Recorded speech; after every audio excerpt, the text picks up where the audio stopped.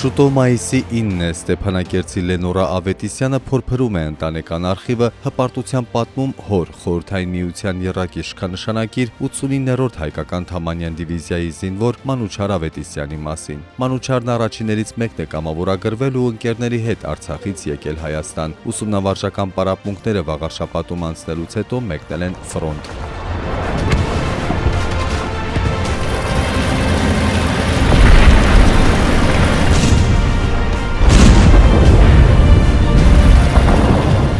Ֆաշիզմի դեմ տարած հաղթանակը Թամանյան դիվիզիայի մարտիկները նշել են Ռայխստագի պատերի տակ Քոչարի ազգային պարով։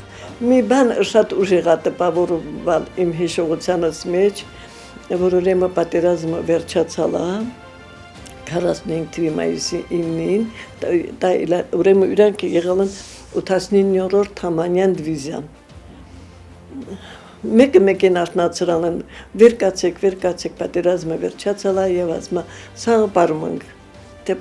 բարել գիտենք, չգիտենք պարումը Քոչարի։ Ավետիսյաններն Արցախի Խաչմաչ գյուղից են, 1920-ականներին տեղափոխվել են Ստեփանակերտ, Արցախի մայրաքաղաքի առաջին շինարարներն են։ Մանուչարն էլ մեծ ավանդ ունի Ստեփանակերտի պատմության մեջ, մասնագիտությամբ էլեկտրիկ էր։ 1945-ի մայիսյան հաղթանակից ամիսներ անց եկավ տուն։ Իրան ծնված օրը միշտ նշում ալար ոչ թե օգոստոսին, այլ հոկտեմբերին։ Մեր մեջ դա ուժեղ տպավորված է ելել։ Պատերազմից հետո Մանուչար Ավետիսյանն ամուսնացել է, քնարիկի հետ 7 երեխային լույս աշխարհ բերել, բոլորի մեջ հայրենասիրություն են դաստիարակել։ Լենորայի հիշողության մեջ առ այսօր պահպանվել է Մեծ Եղեռնի պատմությունից դրվագներն ու հոր խորհուրդները։ 15 թվականին մի հայ տղայի թուրքու իր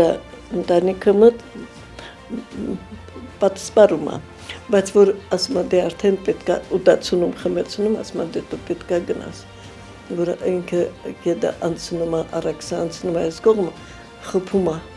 ասում է հիմա դու իմ թշնամիս ես, միշտ ասել է դա ձեր ուղեղը պահեցիք։ Ընտանեկան արխիվում պահպանվել է Երևանի հաղթանակի զբոսայգում Թամանյան դիվիզիայի մարտիկների հանդիպումից արված այս լուսանկարները հրամանատար Նվեր Սաֆարյանի հետ։ Այն ժամանակ մի առանձնահատուկ հարգանք կար մեծ հայրենականի վետերանների հանդեպ։ Հիշում է, որ Բեռլինում Ռայխստագի պատին Խորհրդային Միության դրոշը բարձրացրած Արմեն Սաֆարյանի անունը ոչ մի տեղ չկա։ Կեղծել են, ասում է, նրա անվան փոխարեն Իվան Իվանովի անունն է մտել պատմության մեջ։ Պատերազմի հաղթանակի մասին կինո է հանած։ Սա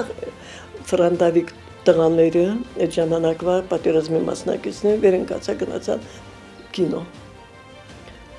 Հիմա ցույցում տա, որ մտալ են Գերմանիա, Ռայխստագի պատի վրա